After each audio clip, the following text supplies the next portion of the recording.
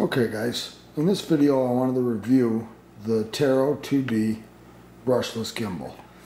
And a few things that I've noticed compared to the Mastor G is that it is lighter, and the arms are actually, if I can show you here, they are aluminum, and which also greatly affects it in the wind. And you can tell by my videos that I put on there now. I have a Mastor G test and then I have the T-2D test, and this is unbelievably smooth compared to the Mastor G.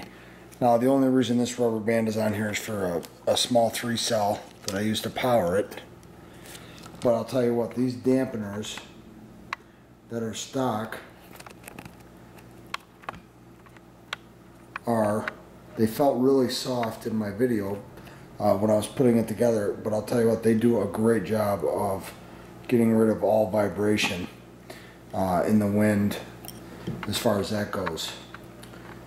And the only thing that I'm not crazy about with this gimbal is it's great because there's a lot of freedom of what you can do. You can hook up both tilt and roll to a separate radio.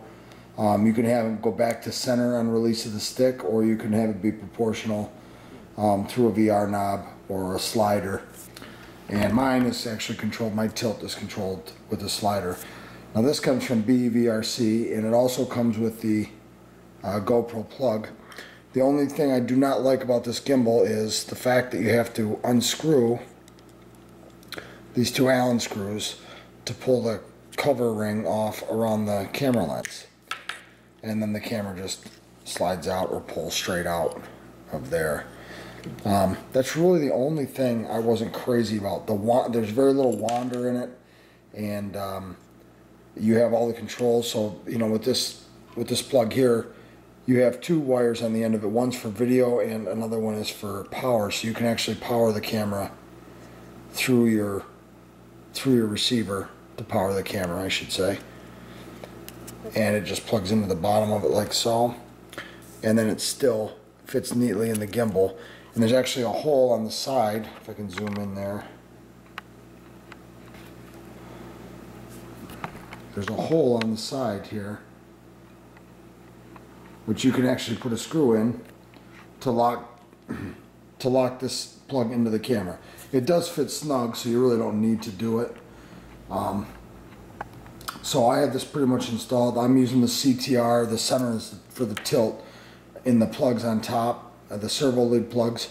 I'm using the tilt to hook it up to my receiver, and I'm going directly to my receiver.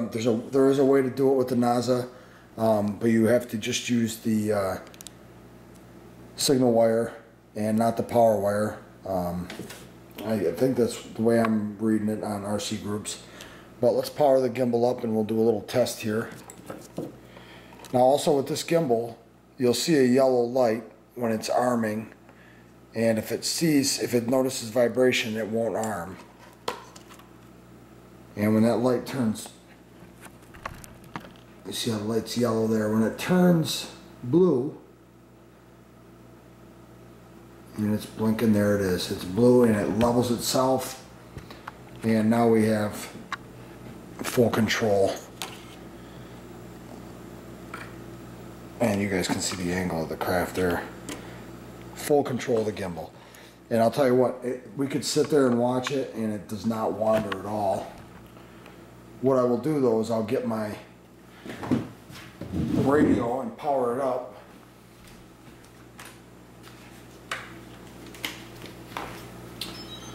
And I'll plug my battery in and I'll show you guys how my tilt works.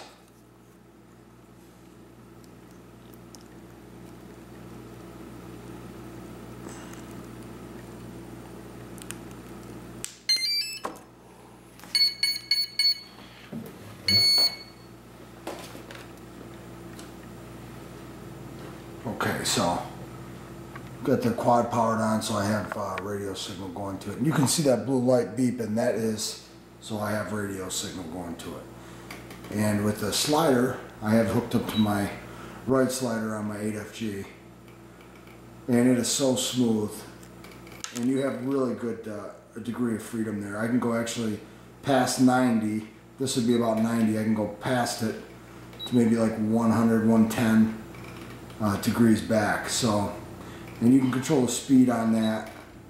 The further down you go, the faster it travels. And for the price, you can't beat the price for 150 bucks.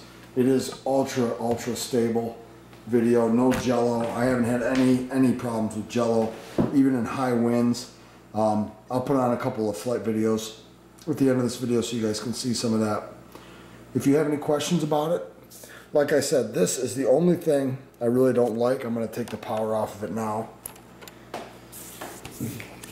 The only thing I really don't like is that you have to use 2 Allen screws to unscrew this ring.